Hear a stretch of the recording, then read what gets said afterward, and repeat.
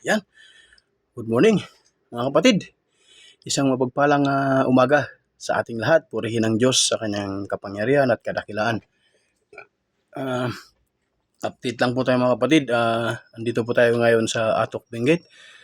So umalis tayo kaninang 2:30 sa Baguio. Sa Luwakan ako nag-start ng So ngayon, from this kinakaupuan ko, 10 kilometers away papuntang Atok, no? Yung sentro ng Atok.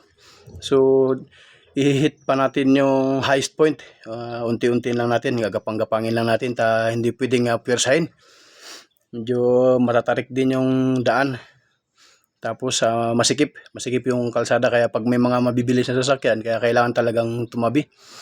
So update kanina, yung lakad ko kanina medyo madilim-dilim pa kasi. May mga time talaga na may mga area kasi talaga na madidilim. Buti na lang ay dala kong flashlight. Dito pa lang sa may papuntang Trinidad, talagang medyo akyatan na rin.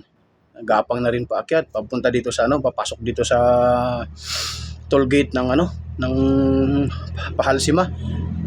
So kanina alala lang din yung takbo natin, medya lang. So mag 7:30 na siguro, mga 5 oras mula pag-alis ko kanina hanggang dito, mga nasa 5 oras na rin. Wala akong nakasabay na mga bikers. Dahil Lunes ngayon, siguro may mga pasok sila. So malamig yung yung dinaanan ko kanina. Nagdala naman ako ng jacket kanina, makapal na jacket, pero hindi ko na siya nagamit kasi akyatan yung papunta dito, kaya medyo pawis-pawis din ako, kaya ito, naka-t-shirt na lang ako. Halos karamihang tao nakikita ko dito, sila, balot na balot sila dahil malamig na dito, mataas na area. So pag in case na kayong sakali makapunta kayo dito, maganda po yung view talaga dito, hindi kayo malulugi kahit sabihin natin na pagod kayo sa biyahe. Kumbaga no amount yun no amount yung pagod pag makikita ninyo ang ganda ng view. Lalo yung mga nadaanan ko kanina, hindi lang ako nakapag umakyat ako, hirap na hirap ito yung almusal ko ngayon, kopi at saka bulalo na noodles to with egg. So mag-share po ako ng salita ng Panginoon, bago ko ipakita yung view ng Atok Benguet. So sa Isaiah 30:18, sabi doon, be patient, hindi natin inaasahan na niloloob talaga ng ating Panginoon na kung meron tayong mga kahilingan, hindi niya agad ibinibigay yun. Kumbaga inaantay lang ng Panginoon kung hanggang saan yung natin pasensya. Dahil ang Panginoon, alam niya kung kailan niya ibibigay yung mga hinihiling natin sa Kanya. So sa atin minsan may mga hinihiling tayo sa ating Panginoon, minsan nagkakaroon tayo ng, alam niyo yung parang yung pinanghihinaan ka na ng loob.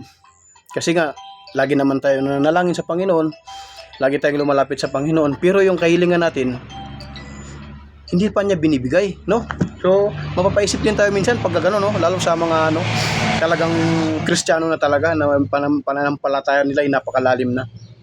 So gano'n ang Panginoon, hindi agad-agad niloloob ng Panginoon kung ano yung hinihiling natin. So may mga pagkakataon talaga, may mga pagkakataon na na iloloob ng Panginoon yan, pero hindi agad-agad. Mas malay mo, hindi natin inaasahan, mas malaki pa pala, di ba? Sabi nga yung delay is direction, hindi denial. Sabi, delay is direction. Kumbaga dinadirect tayo ng Panginoon kung saan tayo mas nakakabuti at kung anong mas may pagkakalob sa atin mas mabuti, Ayan, salamat sa salita ng Panginoon, na sana may nakapulutan kayo ng kunting aral sa salita ng Panginoon sa umagang ito. Sa Isaiah 30:18. So ipakita ko na po sa inyo yung view. Ayan. Nakikita po ninyo yan. Yan. So ang pinanggalingan ko po kanina is, yan po yung pupuntahan ko ngayon. Ayan. Nakikita niyo yung bundok na yan. Yan. Yung may sasakyan, yan. Kita ba sasakyan? Yun, oh. Yan. Sasakyan yan. Yan, paakyat yan yung sasakyan. Papunta doon sa may bundok na yun. Yun, oh, gumagalaw na puti, sasakyan yun. Paakyat siya dyan, tapos pupunta doon, likod pa ng bundok na yan. Mula dito, papunta dyan sa bundok na yan, nasa 10 kilometers pa, papuntang highest point. So, medyo gapangan na naman naakyatan nito. Alalay lang, medyo matindi na yung tuhod ng 40. Pagka 40 ka na, talagang kailangan din na may pahinga. Yan, oh. Ang ganda ng view dito. Ang ganda. So, kita ninyo yan, oh. Yan yung view dito sa stopover. Nag-stopover ako dito sa bahay sa stopover nila Ate Jennifer. Magandang sa pwesto kasi dito ni Ate, kitang-kita yung view. Kung makikita ninyo yung bundok na yan, yung bundok na yan, bulo-bunduko niyan hanggang doon sa kabila. Yan yung pinanggalingan natin kanina. Sa kabila pa niyan. Ayan, oh. Pag nandito kayo sa pwesto ni Ate Jennifer, makikita ninyo to. Ang ganda nito. Stopover ito dito bago mag North Blossom at saka sa Atok sa highest point. Ayan. Ang ganda itong pwesto ni Ate kasi may may view. Makikita ninyo. Ito. Yan yung ko. Yan yung pwesto ko. Ito. Yan yung pwesto ni Ate. Pabilngan Atok Benguet, sabi niya. So nandito pala ako ngayon sa Pabilngan Atok Benguet. Yan yung kalsadang pinanggalingan ko, Kalsada na pinanggalingan ko yan. Tapos yan, paakit na tayo. Tignan niyo yung yung pwesto ni Ate. Maganda yung pwesto ni Ate kasi pang stopover talaga ito. Magandang stopover bago pumunta ng sentro na ng Atok. So pagdating doon sa Atok mamaya mag-update din ako. Kapi-kapi lang muna tayo para Ito si Trinks natin, kahit palaban si Trinks natin kahit pag ganito lang. Si Trinks kahit pag ganyan lang palaban din. Basta wag lang masiraan. Kung sisiraan tayo, delikado, maglalakad tayo pa uwi nito. Ayan, Ayan. Sige mga kapatid, update ako ulit mamaya. Pagpalain tayo ng ating Panginoon, Mabuhay ang bawat isa. Lagi nating isipin at lagi nating unahin ang Panginoon sa ating buhay.